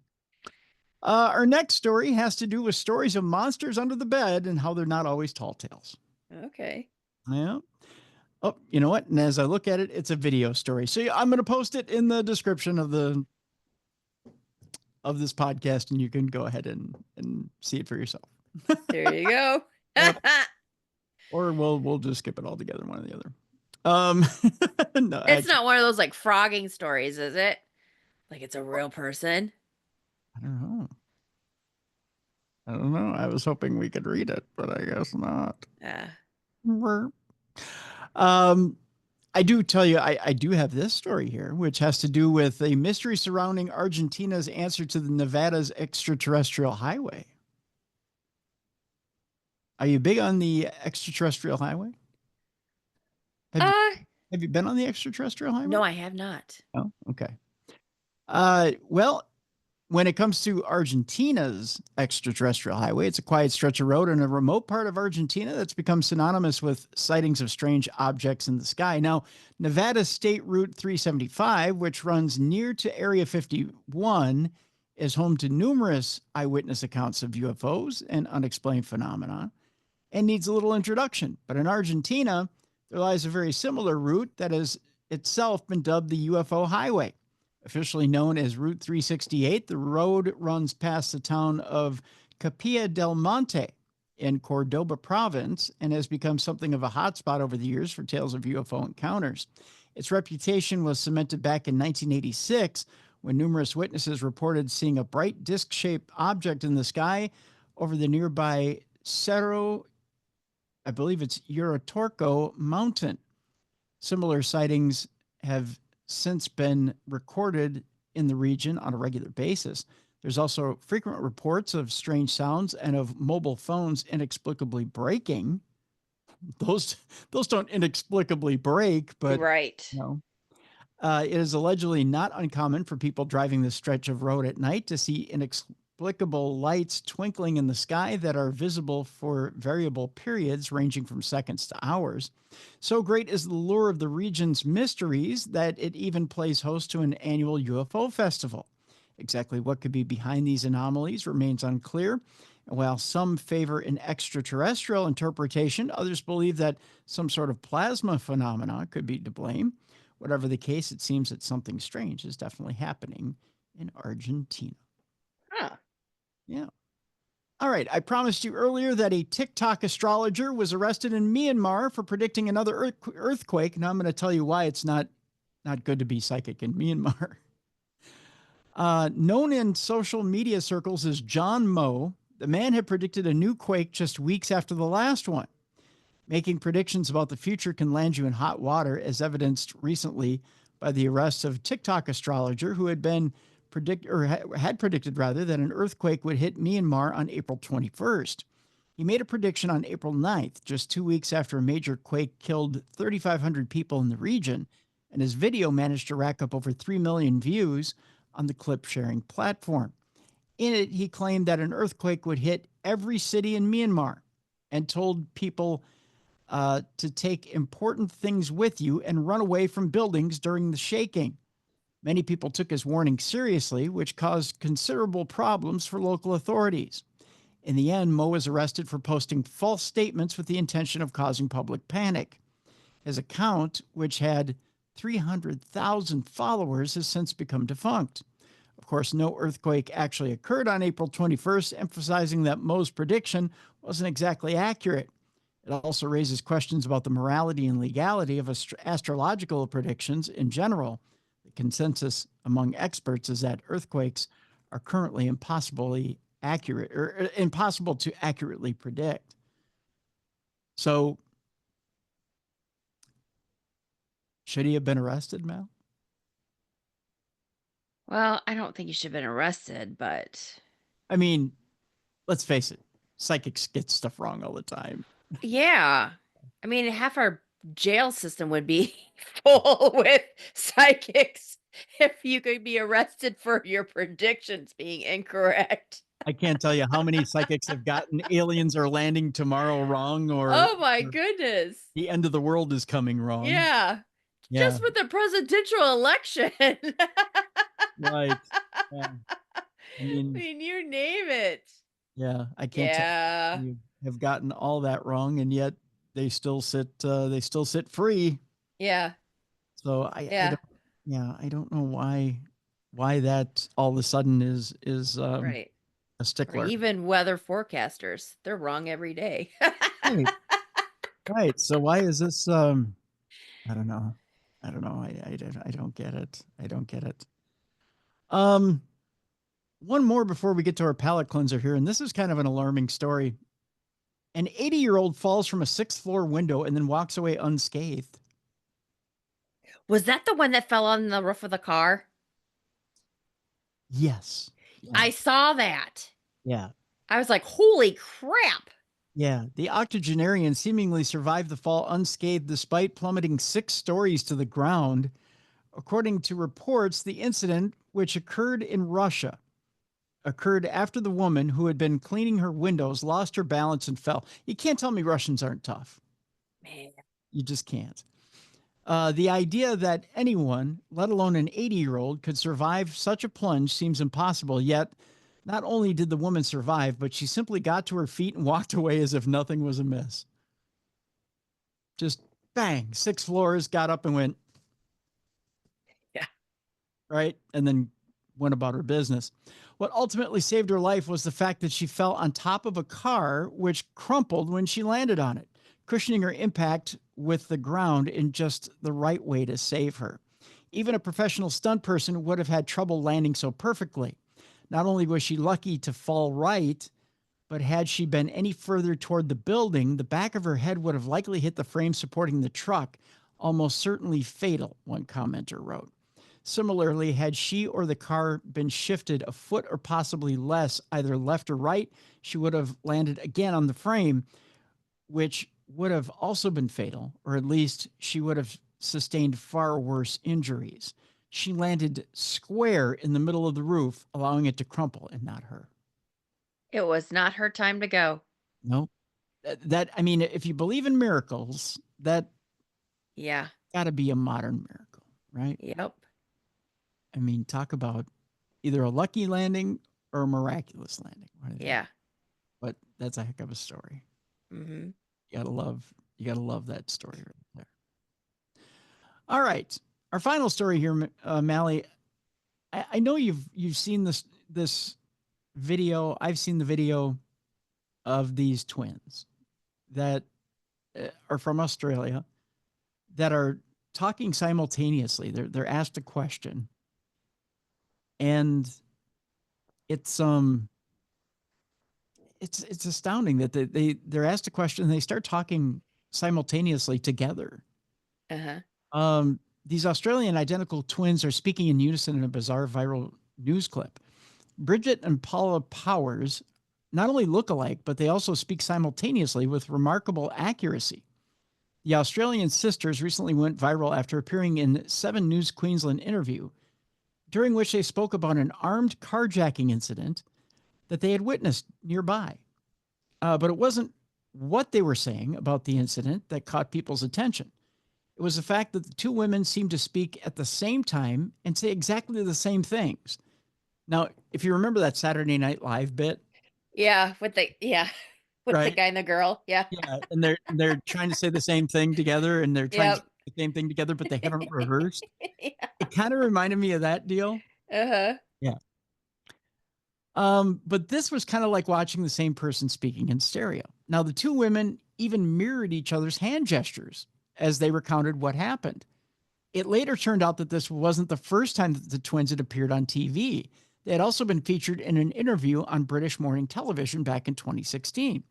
Now, their ability to speak in almost perfect unison is something to behold. Let me see if I can pull up the video here. Well, we were in cleaning our birds and we heard this big bang. We said, oh no, another car accident. So we drop everything and we went running out the front. We seen Mum running out from the house up there, and then other cars were pulling up and checking to see if the person was okay. And one guy, he was up there with our mum, and he went up there and he was coming back down towards us, and he goes, run, he's got a gun. And our heart started to pound, and I said, oh, Mum, where's Mum? And poor Mum was stuck up there, but apparently our brave Mum, she goes, are you all right? Because he had all blood all over his face. And he goes, I'll shoot you. She goes, hey, I'm here to help. And Mum distracted him to make him look the other way, and he looked the other way, and Mum ran into the bush behind the fence. And the guy goes to her, "I'll find you and I'll shoot you." Yes. How did she distract him initially? Did she just say, like, look the other way? Well, he must have been going, I don't know, but he looked the other way, and then that's why she did an escape. And then I'm so glad that young guy, he said, run, he's got a gun. And then we've seen heaps of people running into our facility here and our house yard. Our house yard as well, and they were hiding in there too. So we went running around, closing and locking all doors. Just in case, because we didn't know where he was at the time. And then a car, he pulled up, like the car that was over the road there. He went and approached that car and pulled the young girl out he was driving. And her mum was in the car too. And she goes, yes, take me car. So how many people do you think? Did they come in here as well? Yeah, then? Yeah, people. Oh, no, not those the people. No, we just was speaking to him out the front, and we gave him all a big hug. Yeah, and the guy who said run, he's got a gun. We said thank you. Yeah. He saved lives. All I was thinking about when we were running, I hope he doesn't fire. Yeah, we were so blessed. How close to him do you think you were? Well, see, he was up there, and we were past our maybe 100 meters. You don't think of all of that at the time. No, you just run for your life. What I mean, when he was on the run and you had all the people in here, what were people talking, or were you doing quiet? Silent. Everyone was silent, and even one young couple went behind our friend's caravan and hid. Yeah, and we seen a leg, coming over our fence. They said, "Oh God, I hope that's not him," but it was another person. Oh, someone trying to. So someone literally climbed over the fence. Yeah. Wow, that's something. Yeah. Could you imagine being their mom? You're like, oh my God, one at a time. Stop it. Yeah. Your mom has to be like in stereo. Like, oh my God, there's an echo. Mom has to be completely bald from ripping her hair out. From just stop it. Stop talking. The picture here, if you're watching a video, is a picture of the two of them. They dress alike too, which is just hysterical. Two middle-aged women who still dress alike. But I mean, that's amazing that they just, I mean, they're essentially one mind. I mean, you hear of, there's plenty of identical twins, right? Yes. But essentially to be of one mind, it's almost unheard of. Mm-hmm. It was just something else. That clip is just something else. So, I mean, you really have to, you just really have to be in sync, right? Yeah. So that's our palate cleanser for today. So that's how we wrap up today's show. Can you imagine that if they're married, their husbands just have to be driven nuts? Oh my God. Right. Or what if it's the case where, you know how like they go to those twin, what are they called? Those twin, not reunions, but it's like where, not rallies, but it's like the big thing for twins. Like annual kind of twin things where they all get together. Not a reunion or a rally, but like where they all like meet up. It's like a big old hoopla for twins. I forget what it's called. Kind of like a gathering type deal? Kind of, yeah. But it's like a big old thing where all twins go. And so like twins will marry twins. Oh, okay. Yeah, like a mixer? Yeah, kind of like that. Could you imagine if they married twins and then they had kids and then those kids were like talk like that? Oh, and they were all chatty Cathys? Yeah. But in unison? Oh. Like little echoey. Mirrored twins. I look into soundproofing the entire house. Either that or I invest in duct tape. I mean, Stop. Ball gags and duct tape. I'd make a fortune off of that. Oh, no, I kid, but I mean, it's kind of cool that you can. I wonder if they read their own minds too. I mean, are able to read each other's minds. Yeah, well, they say a lot of twins are like that, so they just must be really in tune to each other. Yeah, I mean, it'd be kind of cool to have a twin that you know one another that closely. Right. So, but I mean, that's true cell division, right? Yeah. Yeah. Essentially being the same person. Uh-huh. It's really cool. So, yeah. Well, Mallie, what's going on in the world of Paranormal Girl? Oh my gosh, I am invested in this drama with our cemetery in town. Okay. It is okay. So we have 2 cemeteries in town. One is with the church, and then one is like not owned by anybody. It's been here since like the 1800s, and no one really owns it. So we have volunteers that take care of it, right? Well, they have been kind of selling off the land, kind of. And so we've got this one little strip of land outside of the fence line, and city council kind of sold it off to this developer for parking spaces that we've just uncovered. And the problem is that they keep finding bones every time they sell off like parts of it. Yeah. So it was just found out that they did sell off this little part for parking spaces for this developer. And so now everyone's finding out, and now everyone's up in arms because they're like, hey, we're still finding bones, and now we're going to be finding loved ones again underneath this spot, which you guys are about to dig up. So yeah, so now everyone's like, what the hell? So yeah, that's the drama going on. Yikes. Yeah, because see, it used to be this huge cemetery, and then they kind of divided it in half with a little road, and then the one side remained the cemetery, and then the other side, the developer uncovered all of these graves because at one time they were like, hey, you need to remove your loved ones because we're about to, develop it. And so a lot of people were, but then, some people moved and left them. So it was kind of like the poltergeist thing, like you removed the headstones, but you left the bodies. And so it was basically paved over, but they found, and there was hauntings because like it was a police department and all these things. And that police department was haunted, and all these things were happening, and then that was torn down, and then they built something else, and that place was haunted, and they found more bodies because they extended the building and all that stuff. And then now they supposedly uncovered more, but then they said they didn't. But then, word got through the grapevine that yes, they did, but then they covered it up and blah, blah, blah.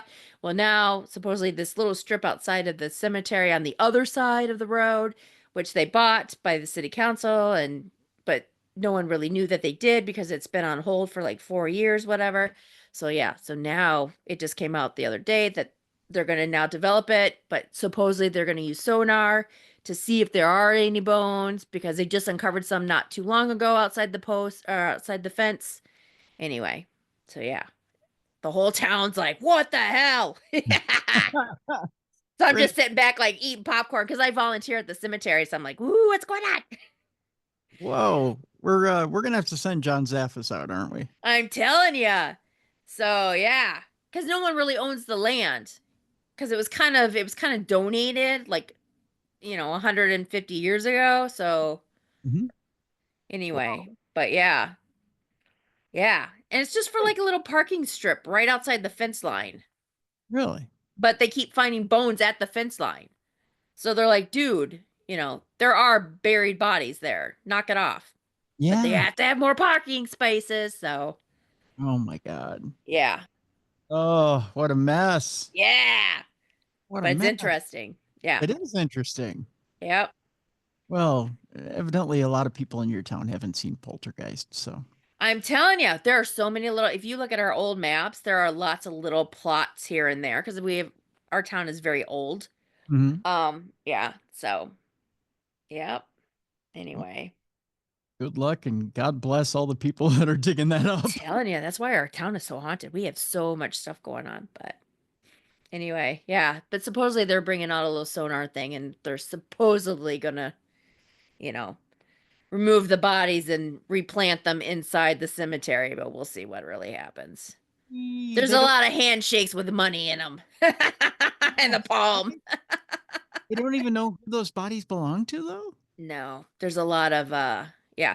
There's a newspaper article I found where they said that body parts were found on the sidewalk when the bodies were being moved from the old cemetery to the new cemetery, because people were just putting the body bones, because it was so old, in the like the skirts, like in the aprons, and just kind of being placed in the new cemetery, because I mean, it was just basically, it was like a country kind of cemetery where you just kind of, you know, yeah. Wow. Yeah. So they were just finding bones here and there along that it's like fallen out and just kind of, yeah. Wow. Yeah, and it's right by the river, so a lot of the headstones had sunk, and because that's part of our job at volunteering at the cemetery is to kind of dig and find these headstones and kind of bring them back up and clean them and stuff. And we've got a mass burial from the cholera and all that stuff, and yeah, that came through, and yeah, it's just Wow. Yeah. So I don't envy your task, my friend. I know yeah. that. Oh, it's very interesting. I'm sure. Yeah, but yeah. I mean, just every time they hit bones, you're like, who does that belong to, and what are we doing here? Right. Thanks. Yeah. It's sad. Ooh. Yeah. It is sad. It's sad. It's confusing. It's almost torturous to a point, right? Yeah. And because it's an old cemetery and there's not a lot of records, and I think there was like a fire or something, so a lot of the records got lost, and because there's no one really in charge, it's kind of you inherit the records and you have to take care of it, and people volunteer and stuff. It's not like it's owned by the church like the other one. So it's, that I feel bad because a lot of the relatives of these people that are buried there have moved on, or they've passed away, or so it's, there's no one to really claim, these bodies, or they just don't care anymore. So unlike the church cemetery. So, yeah. it's these ones that are probably underneath the concrete, no one's, aware of. So, or will claim them. So that's incredibly sad. Yeah. So that's the drama going on this week. Wow. I shouldn't laugh, but no. But I mean, it's what do you do if you don't laugh, right? Right. Yeah. So, but yeah, that's the drama. And the cemetery supposedly is haunted. Well, I would guess it would be, yeah. Yeah. Weird things happen there. So. Wow. Yeah. That tops anything I got. Good night, everybody.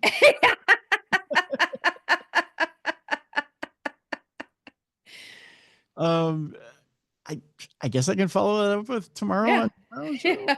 So I will let you know if we find anything with the sonar. Yeah, please.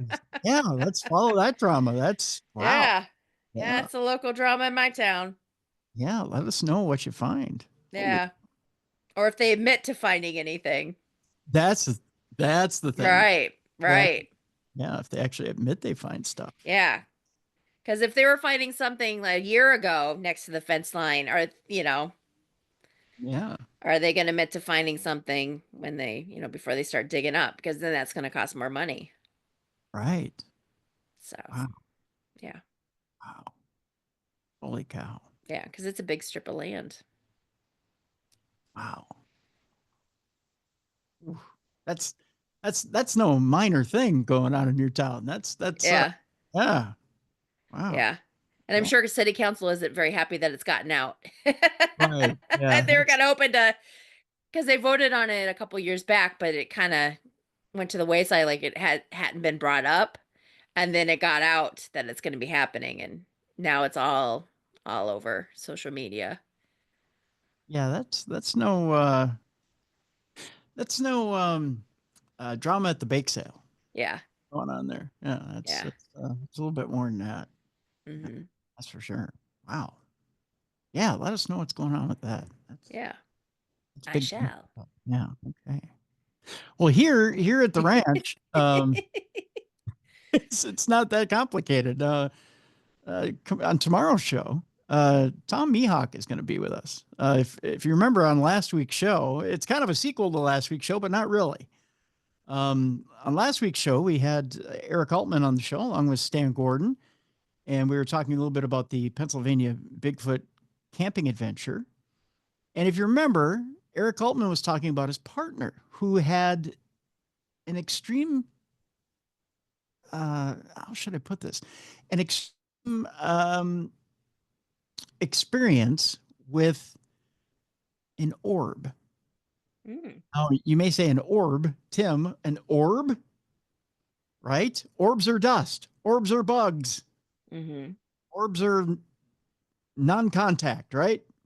Well, it turns out that Tom has had a physical altercation with an energy orb to the point where he's had multiple. And when I say multiple, I'm talking in the tens of surgeries, and nearly gone blind in his eye from an energy orb. And he's had other complications from this energy orb and contact with this energy orb. We'll talk about this experience he had with this energy orb and how it's changed his life. Essentially, it's disabled him.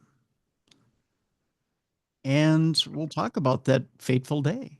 And he's still investigating. He's still out in the woods looking for UFOs. He's still out in the woods looking for Sasquatch. And we'll talk a little bit about his experience. He's an incredibly brave man. He even practices martial arts. Wow. Yeah. So we'll talk to Tom about why, what makes the man carry on. I'm fascinated by, first of all, the actual incident itself. I actually had a listener who asked me about different shape orbs. And, it kind of hit me between the eyes, so to speak,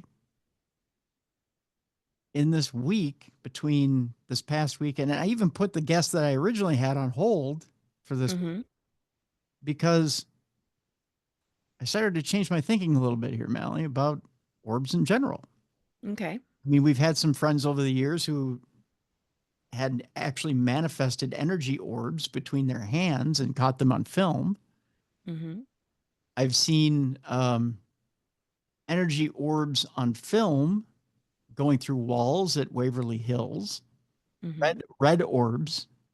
These orbs that we're talking about tomorrow are like the orange orbs we hear about, these energy orbs that come off of UFOs. And these orbs that you seem to see, maybe they're involved in hauntings, maybe they're involved in UFO sightings, maybe they're involved around cryptids, but they actually can harm you. So tomorrow, dangerous orbs. Right here on the program. We'll talk to Tom Mihawk about it and figure out how it changed him, how it harmed him. It's kind of an interesting topic tomorrow. I don't think I've ever heard anyone talk about how it's harmed them before. Yeah. So kind of going to dig into that subject tomorrow on the show. It's not the first time I've heard of it, but I want to hear it firsthand. So we'll get into that tomorrow with Tom Mihawk. So interesting developments here on the program. But we got a lot of good shows coming up in April into May here and into the month of May. And we just keep rolling. Cool. Just keep rolling. So yeah, good stuff coming up. A couple of reminders before we leave you.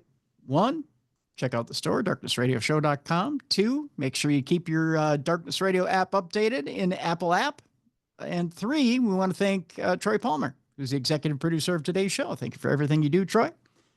And in the meantime, we will see you tomorrow for Tom Mihawk and Dangerous Orbs. I know it seems like an oxymoron, folks, but orbs that harm and kill on tomorrow's show here on Darkness Radio. For Mallie Fox, I'm Tim Dennis. Thank you so much for continuing to listen and watch the best in paranormal podcasting. This is Darkness Radio. For more audio and video archives of the show, intriguing content, and cool swag, check out darknessradioshow.com. If you enjoyed today's show, please like and subscribe. The executive producer of Darkness Radio is Troy Palmer. Thank you for watching. Be sure to join us tomorrow for Tom Mihawk and Dangerous Orbs.